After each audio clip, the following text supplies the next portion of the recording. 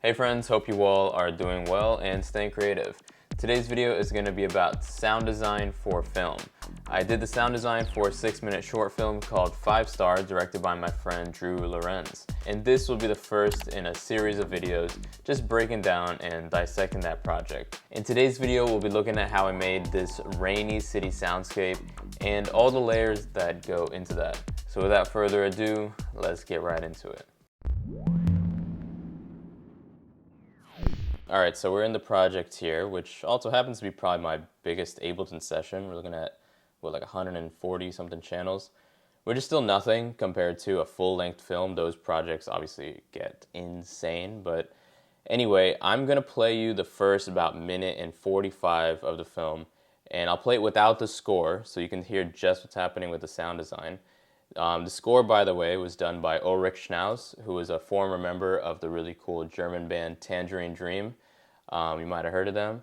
So if you want to see the full film with the score and everything, I'll put a link in the description below. It's on Vimeo. Go check it out. Like I said, it's only like 6 minutes, so you could just like pause this video, go watch that, and then come back to this. And just a little backstory, this film has no dialogue, so the sound design and the score have an even bigger role to play when it comes to storytelling, setting the scene, and evoking emotion.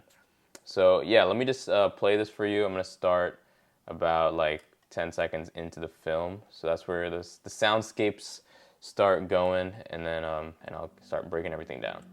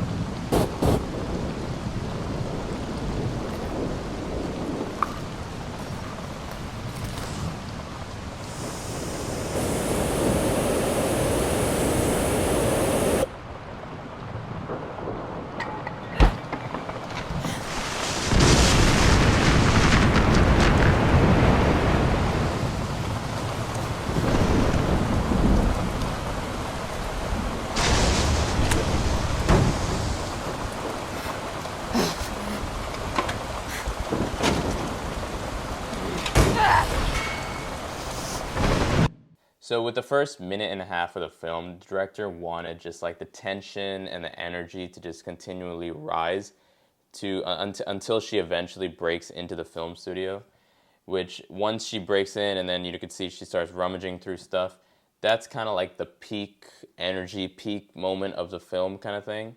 So that's where if you heard the actual rainy ambiance and all that, that's at its height. It's at full volume. There's the most layers. There's the most stuff going on. And so that is intentional. It's supposed to just slowly build up. So I'll first start with the layers pertaining more to the city soundscape, which is dominant in like the very beginning of the film. And then I'll cover the layers that pertain with the actual rain and the storm and the weather, which is more in that build up, and then eventually like the actual peak where she's rummaging through this film studio. So before I get into all the different tracks here, I just want to say shout out to Splice, because that's where I got most of these sounds from. They have all these Foley and film sound design packs, and I recorded some of the sounds for this project at home, but I don't have like a Foley studio, so there's only so much I can do, but luckily Splice pretty much had everything I needed for this project, so that was nice. Let's go back to the beginning of the film here. This is where we have most of the city soundscape kind of parts, and we'll start with that. I have a couple different layers and sounds going on here that are helping set the scene. There are two here, these city cars and the city outside. That's just what I called it. And this is kind of just like the background ambiance of that city. So let me just solo that, play those two individually.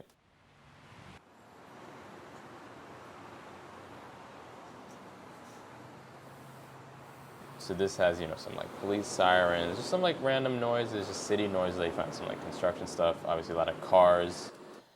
And then this one here, it's a little bit more full, because this I did roll off some of the low end right here.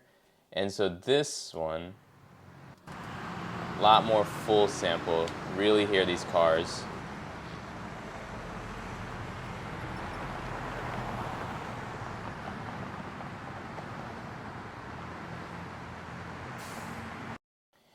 And then that is augmented by a lot of different individual car flybys. And that's mainly for this scene right here, right? This scene and then this scene where you have all these cars actually flying by. So I have these individual flybys that are sort of timed to the stuff that you see on screen.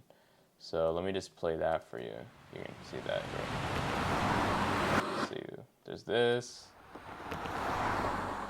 like that. And it doesn't have to be like perfectly exactly matching with a car that you see, right? Because you're not that tightly focused into the timing of an exact car. But it just needs to like make sense when your brain sees it. It just needs to you shouldn't be thrown off by it, is really what your goal is. It should sound realistic. Which, by the way, that's something I'll get to a little bit later in the videos about realism. Something that with sound design for film is actually the realistic sounds don't actually sound the best a lot of times. In this case, it's a little bit different. We're talking about cars here, and yeah, you need these cars flying by, but you'll see in the rain and like some of these other sounds where you kind of need it to be over-exaggerated and hyped and with all these layers that don't really sound like real life, but it sounds larger than life, and you need that for film. The classic example is the punch. Like a punch in real life sounds nothing like a punch on film. On movies, a punch sounds super impactful and powerful, and it just doesn't sound like that in real life. So just a side note, which I'll cover a little bit later.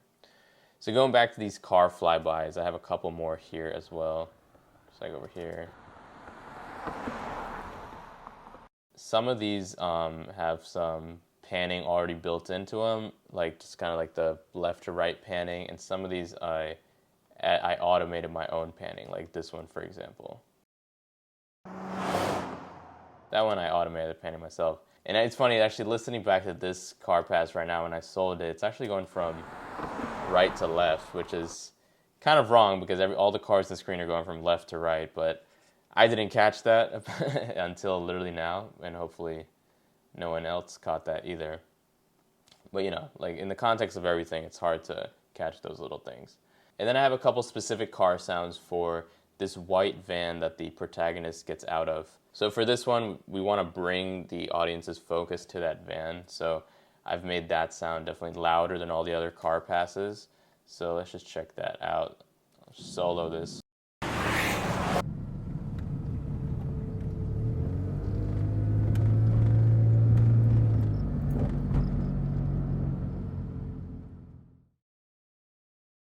Then she gets out.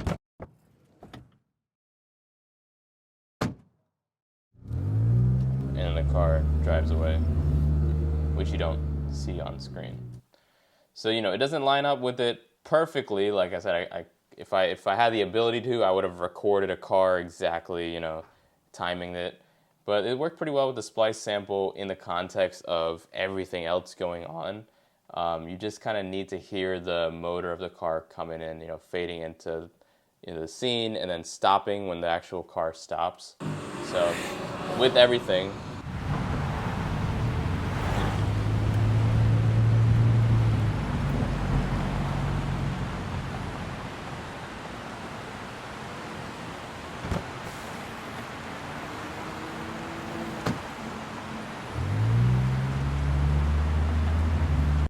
so, in the context of all the other cityscapes and cars, this actually fits in quite nicely. And then I have some little things for the car door as well, which you heard. And just so you know, the film file that I get has no audio, so everything that you hear has been artificially added in this sound design project. So I have a lot of layers here of just different rain recordings so I can get a really full sound, something, larger than life, especially once it gets to the part where she breaks into this abandoned film studio. That's the peak of the film. That's when the rain and the storm and everything is just going crazy. So for that, you really need all these different layers and stuff. I find that one recording by itself a lot of times just doesn't cut it, doesn't give you that big full sound. So you really do need all these layers to fill in the frequencies and the dynamics and all that. So let's just go through these one by one. This first one is this light rain loop.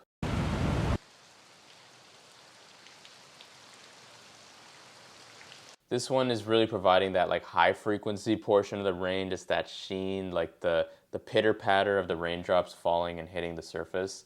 With each of these layers, I'm also trying to cover like different frequency ranges so I can really fill out the frequency spectrum. So if we go to this next rain recording, this is a thunderstorm. So with this second recording, it also has a little bit of that high frequency pitter patter of the rain, but it also has more like low end, more mids, just a little bit more of a fuller sound. So, I'll show you how that stacks up with that original, the first rain recording.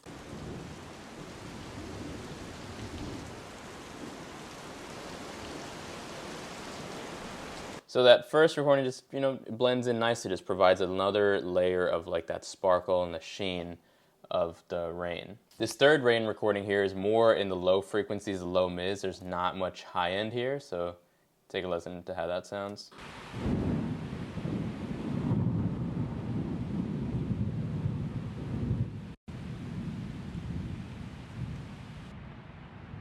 So that's just filling out the lower end of the frequency spectrum.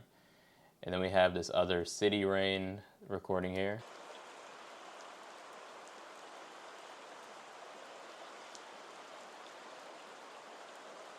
And that's taking care of more of just like a little bit more of the mid-range, not so much lows. I'm also filtering this out. So all these have EQs on them so they blend nicely together, and also with the actual scene that we're watching.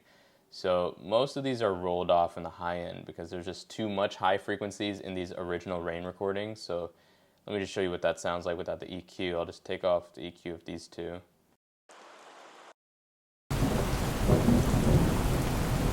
Too much high frequencies.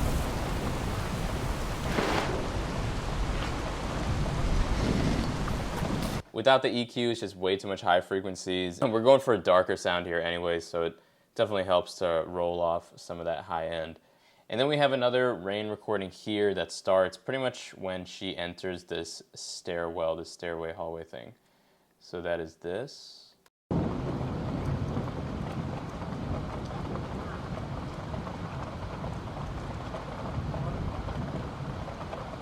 And that also has a pretty full sound. Not like a lot of super high frequencies, but a lot of mid-range, some thunder in there as well. So let me just play each of these rain recordings and I'll just show you how they stack up. So let's start with this.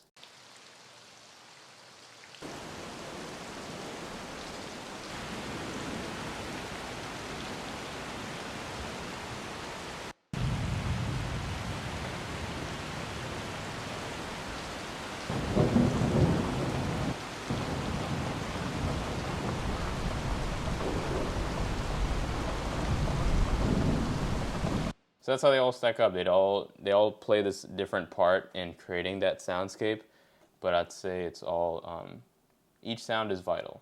And this right here, in this LFE channel right here, I'm just splitting this sound into its high frequency component. I can see I have a high pass at 100, and then its low frequency component here. I have this low pass. So that way, if I needed to take this mix and put it into 5.1 or Atmos, I have something I can put into like a dedicated .1 LFE channel. So all these sounds really build up, and then it eventually gets to the climax of the film where she's rummaging through this abandoned film studio. So that's where the level of all the sounds gets pushed higher. Some of the sounds, like such as this thunder that I was showing you, there's a low pass filter on this thunder that gets lifted up just a little bit, so it's letting more high frequencies through, so that opens up the sound, which helps just make it, again, more full, more larger than life. if you listen to all these rain recordings just, by itself with everything, it doesn't really sound realistic. It doesn't sound like she's in this indoor space. But if I were to make it realistic, it wouldn't really have that same level of impact that we're looking for. And during this part of the film, I have a lot more thunder and lightning sounds going on, so you can take a listen to that. That thunder, that's intentionally supposed to be super loud. It's like right when she opens the door, it's supposed to be like this big bang, just FYI.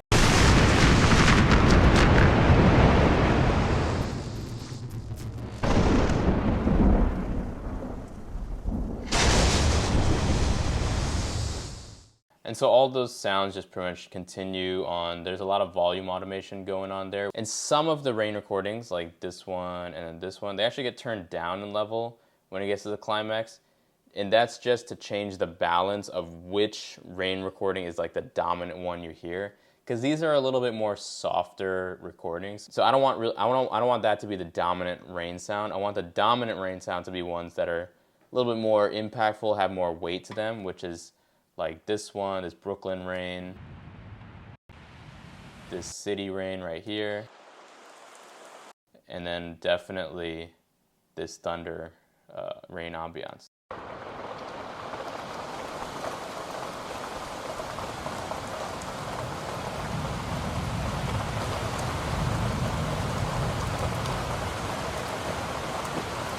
So what you just heard, that's like the main rain noise, and then these get turned down a bit, and they're just filling in a little bit of the frequency spectrum.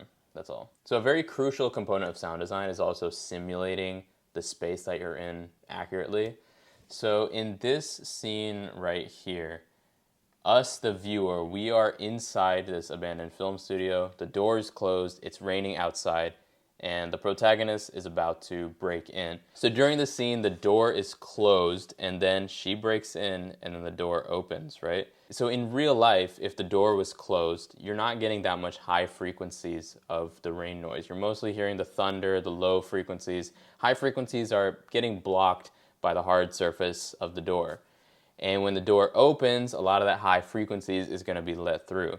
So what I'm doing here is on all these rain recordings, I am lowering the cutoff frequency for the low pass filter. So I'm taking away a lot of these highs, as you can see right here. Boom, taking out the highs, taking out some more highs. So when that door opens, the cutoff frequency on the low pass filter opens up, letting in more high frequencies. And that somewhat simulates what it'd be like in real life. Obviously here we're trying to exaggerate it and overemphasize it, but hopefully you get the point. And all those rain recordings just keep playing through the climax of the film. Some of them I can see they're looped, which, I mean, you're not really going to be able to tell in the context of the film.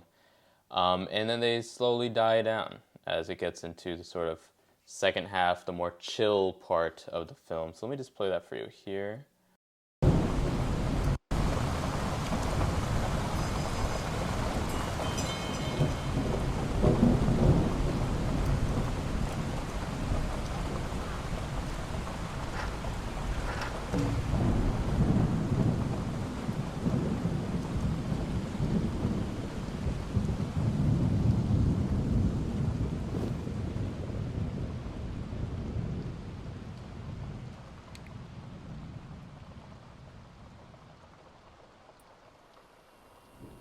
So that's another example of simulating a space there where she's entering this other room. She closes the curtain behind her, and so you hear less of that rain, you hear less of the high frequencies, and of course it's getting into the more chill part of the film. So in any case, we're trying to kind of have that rain die off and calm down. So it's sort of 2 for 1 there. And then it just continues to more of the light rain noises here, like this little Tennessee light noise and some of that. So I think that covers a lot of what went into creating this rainy city soundscape. Hopefully sharing my process was helpful and you found some insights. If you did, leave a like on the video, subscribe to the channel, leave a little comment down below, and I hope you have a wonderful day. Stay creative, my friends. Peace.